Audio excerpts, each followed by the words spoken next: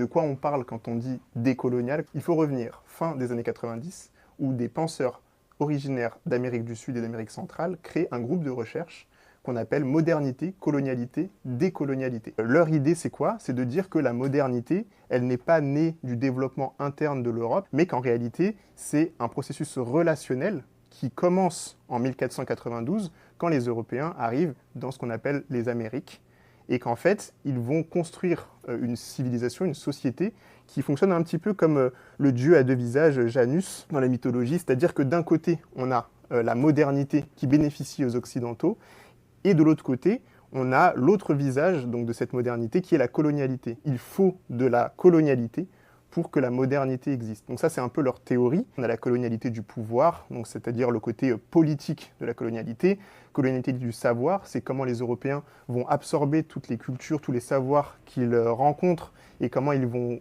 faire en sorte qu'on pense que tout vient de l'Europe.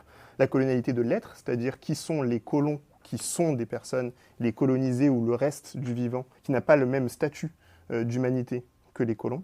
La colonialité du genre, comment l'Europe va imposer son modèle de genre dans le reste du monde.